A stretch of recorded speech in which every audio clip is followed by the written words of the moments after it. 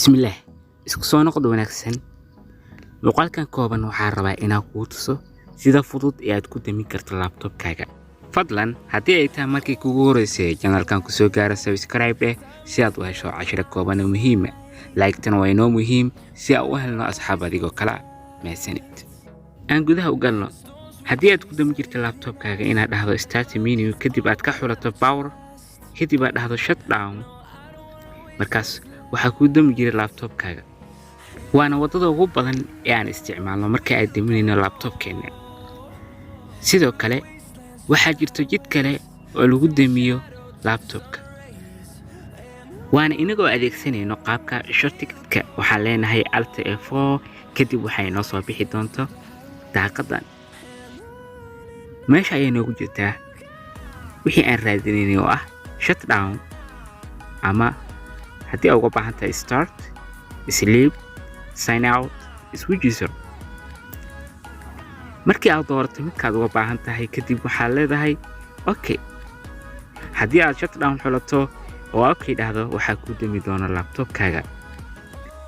waana mid ka mid ah farsamooyinka lagu damiyo laptop-ka, balse maanta waxaa idiin wadnaa qaab icon ah inaan folder ka dhigna icon, kadib iconkaas markaa ku dhufano uu noqdo laptop-keena inuu damo.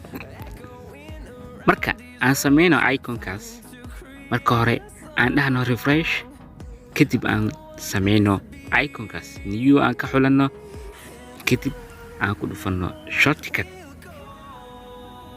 waxay noo samaysmi doono iconkaas.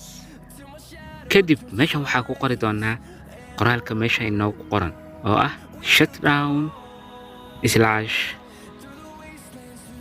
kadib waxaan leenahay space aan ku celiyo shutdown space slash s slash t space 0, kadib waxaa dhihi doonaa next. meeshan waxaa ku qoran doontaa magacii aad adigu jeceshahay, ama damis inuu laptop-ka ku damo, ama shutdown aan ku dayno shutdown-keena. iconkeena saas ayuu u samaysmi doonaa. waxaan rabnaa inaan sawirka iconka aan ka bedelno oo aan ka dhigno kuwan oo kale.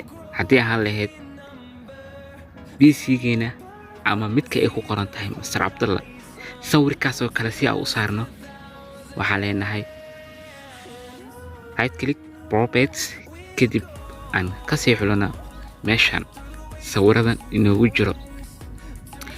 sawirka rabtid ayaa xulan kartaa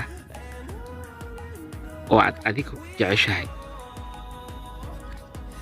tusaale ahaan aan soo qaadano sawirkaas, aan okay dhahno, kadib apply, kadib okay. waa ujeedaan sida uu noqday sawirka iconka. kadib haddii aan double click dhahno ama aan click dhahno waxaa dami doona laptop-ka, laakiin hadda dhihi maayo click maxaa yeelay laptop-kayga hadduu damo waxaa istaagi doona muuqaalka aan ku duubay laptop-ka. waan filayaa inaan ka hesho muuqaalka. fadlan haddii ay tahay markii kugu horeysay muuqaalkan ku soo gaara subscribe like-tan waa inoo muhiim si aan u helno asxaab adigoo kala mahadsanid.